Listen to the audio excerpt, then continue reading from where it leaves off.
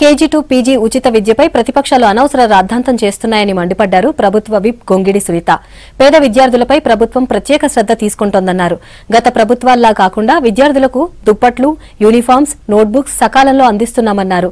యాదగిరిపల్లి ప్రభుత్వ పాలిటెక్నిక్ కాలేజీలో ఏర్పాటు చేసిన కార్యక్రమంలో 40 మంది పేద విద్యార్థులకు నోట్బుక్స్, క్యాల్కులేటర్లను పంపిణీ చేశారు గొంగిడి సునీత. ఉన్న పాలిటెక్నిక్ కాలేజ్లో ఇక్కడ చదువుకుంటున్న ఎస్సీ అండ్ ఎస్టీ స్టూడెంట్స్కి మరి క్లాస్ వర్క్ బుక్స్, అదేవిధంగా text books, uniform, calculators, drafter, అట్లాగే వాళ్ళకి కావాల్సిన ఇతర సామాగ్రి ఏవైతే వాళ్ళ ప్రాజెక్టు కోసం అవసరం ఉంటాయో ఆ ప్రాజెక్ట్ వర్క్ కావాల్సిన సామాగ్రి కూడా ఈరోజు ఇస్తున్నారు. సో ఈ విధంగా అన్ని వర్గాల వారు మంచి చదువుకోవాలనే ఉద్దేశంతో ఈ ఎమ్యూనిటీస్ ప్రైవేట్ నిజంగా కూడా హర్షించదగ్గ విషయం.